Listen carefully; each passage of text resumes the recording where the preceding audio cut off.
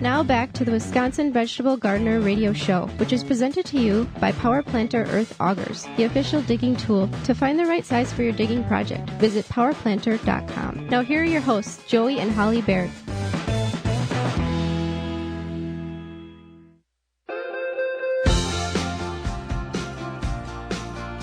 Have you ever thought about possibly making your own tea, growing your own herbs, the legal kind, as well as spices?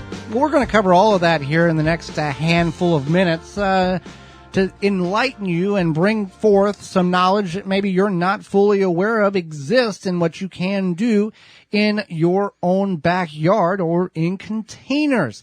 So teas are getting more popular, Holly, and there are certain things in which one can do in order to make their own teas. However, it kind of depends on how the plant grows in the area in which you live when it comes to the type of plant in order to make the tea. We're talking about physically growing a plant and getting the leaves and making the tea all in one swoop and not having to go to the store for tea. Right. So there's this plant. It's a tea plant. And Go figure.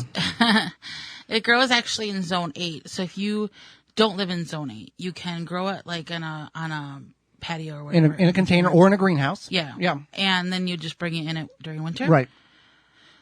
So it's called the Camellia sinensis plant. I hope I'm saying that right. So it's a small shrub. Now it does get about 3 to 7 feet in height. So you can prune it back or whatever, but it's not like, like a little house plant. Right. It can get 3 feet tall. So you might have to prepare for that. But the cool thing about it is it's depending on how you process the leaves, you can grow green tea, black tea, or oolong tea. 3 in 1. Mm-hmm. 3 in 1. And, so it likes a little bit more of acidic soil and a little bit more of sandy soil, so a little bit more porous. Kind of like tropical to a certain degree if you got that sandy soil. Yeah. So then, so you grow this. Some people will add something like a moss to the mix to give it the water retention. Yeah. And it can take up to 3 years before you might start harvesting leaves if you drink a lot of tea. So you might have some few leaves at first, but then at a certain point you'll have more than you need. So like how would we process, let's just pick green tea. How would we process that just to give the listener some idea of what steps are involved in such a procedure?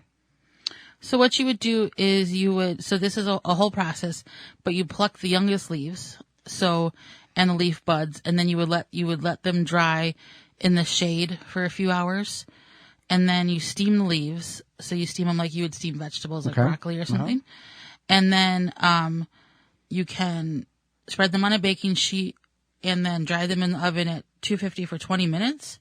And then at that point you would grind them or whatever, and then you can store them. And you can get, correct me here, you can get the tea bags and then pack them with your own flavors, right? Yeah. Okay. So like, say you grow like lemon balm. Right. So you could take your lemon balm and then you would take your green tea leaves and then you take the tea ball or tea, whatever bags. Yeah. And then you have your own tea. And the tea ball versus the bags, is there advantage to one or the other? I mean, I guess the tea bags is one-time use. The tea ball, it looks like kind of like a smaller version of a ping pong ball that opens up and you pack it. And and they have all sorts of ones now. They have ones that look like manatees and aliens and robots. But they're all the same size, aren't they? Or are they different volumes? It's just for like 1 cup. Okay. Yeah. Okay.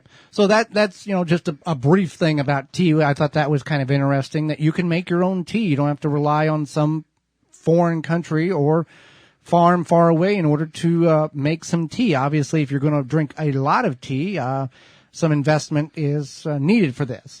I think it's kind of cool if you drink a lot of tea.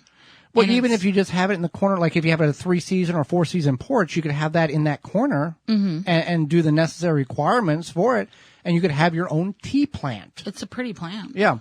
So let's talk about herbs. Growing your own herbs, the legal kind based on the state that you live in. We're not going to take the cannabis route, but people do grow that for a variety of health and recreational purposes. Yeah. But herbs, I guess, if somebody said, hey, I want to grow herbs, what is the easiest or what would you recommend? I would say basil, sage, and what would you say? What would be another one? Basil, sage. Oregano. Oregano would be an easy one. Thyme. We all need thyme, so we need to grow we all some. need thyme. Now, the thing with basil, it's not just your grandmother's big, large leaf green Italian basil. There's about 16 or 20 different flavors of actual basil. Chocolate, licorice, lime, lemon. What am I missing? There's a whole bunch of them there that you didn't know existed. I mean, there's chocolate basil. Yeah, it tastes like chocolate. Licorice, it tastes like licorice. Lemon and lime, yep, tastes just like those. So there's a bunch of different varieties in which you can grow. Obviously, if you're uncertain if you're going to like something, you want to try to find somebody who has a familiar, has a plant that has that flavor to it. Now, I guess it would be if you had, lemon balm tea would be, you can grow lemon balm. If you had your own tea plant, then you could grow lemon basil and counteract and use that instead of a lemon wedge. You could do that. But yeah, herbs, they need based on, rosemary is a very popular one. Rosemary, the thing a lot of people have difficulty with rosemary is it begins to die. And that's because they're overwatering it. Basil is a very unique herb in which it likes to get a lot of water and then go through a dry cycle. And this is definitely in containers that you've got to let that dry cycle occur. Otherwise, you get root rot, and that's what kills the plant.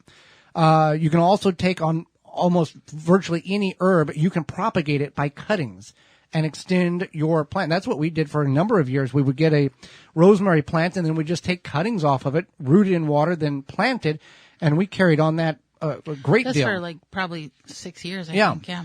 But growing herbs in containers on your porch patio deck inside, next to the kitchen window, we've done that for a number of years, worked very well. So they're very versatile. And the thing with herbs is you do not need full sun. Obviously, they will grow great in full sun. However, if you only have 3, 4, 4.5, 5 hours of sun, most herbs will do very, very good with just that limited amount of sunlight. They're very versatile in that when it comes to that. And there's just, again, name an herb. There's a lot of herbs that you can grow, and pretty much anywhere in the country. Based on where you're at, some of them are perennials. They will come back year after year. Other ones, based on the cold temperatures, they are annuals. I think one that's becoming more popular is lemongrass. Yes. And because a lot of people use it in different cooking, and then also just in their own, flavoring their own tea. And we grow that really easily. And it looks like a giant piece of grass. Yeah. It bunches together. Yeah. It smells really good. And it doesn't come back year after year for us because we're in too cold of a climate. But yeah, you just cut it back and it has the fragrance of lemon, very, very easily. And I think that's kind of where years and years ago, before lemons and pineapple and all of this stuff was so available at your local grocery store, that's where our ancestors, our grandparents utilized these type of plants in order to get the fragrance that they didn't have available to them, such as a lemon or a lime or licorice. Mm-hmm. Definitely. So we can talk about some spices you can grow. I want to talk about mustard, because mustard is easy to grow, and you can make your own mustard at home in the water bath canner. And you've done this. Yeah. Well, I've made mustard. Yeah. So mustard you grow, it's kind of like, it's a plant, obviously. You don't say.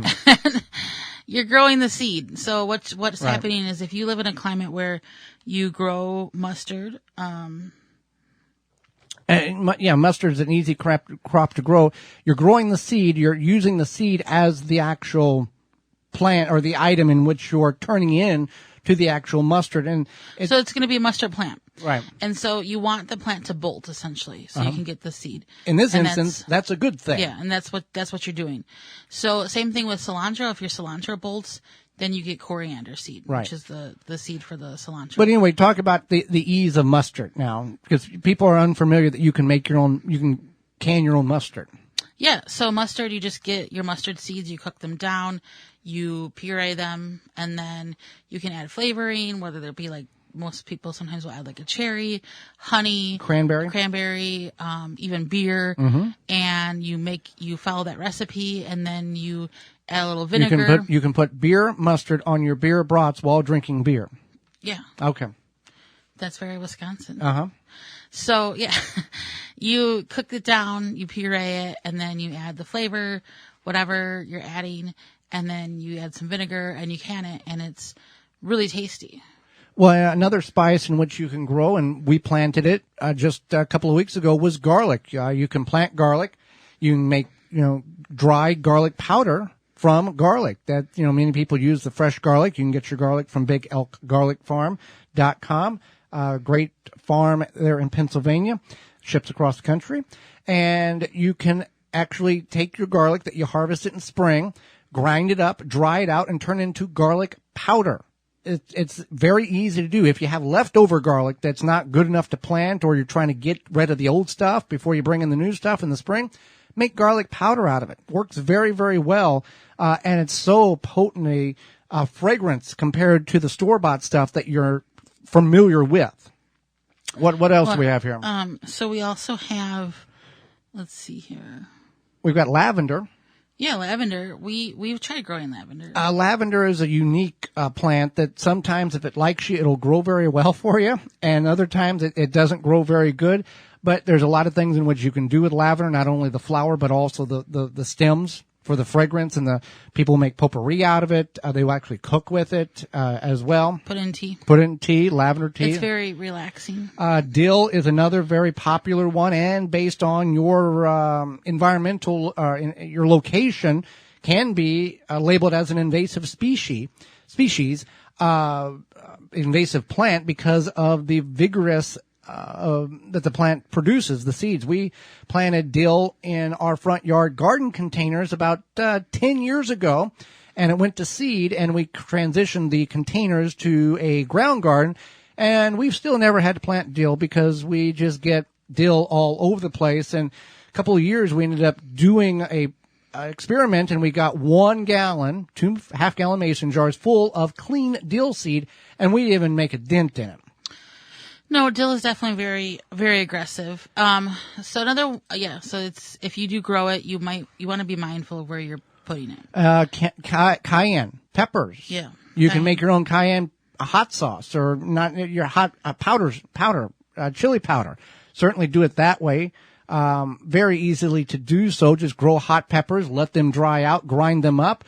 Be sure you're careful of where you're drying it. If you put cayenne peppers or habaneros or jalapenos or ghost peppers in a dehydrator to dry, be sure you do it in a garage, a ventilated area, in a shed. Don't do it in the kitchen whenever you have family over, because it will burn everybody's eyes out. Mm-hmm. And this is also a very unique way and a good, safe way in order to get relatives to leave during the holidays if they're staying too long. Hey, we're just going to grind up some chili here, and we're going to dry this out and burn all your eyes out. Another one. See you next year. Another one is juniper berries. Yes, okay. And that's growing on the juniper bush.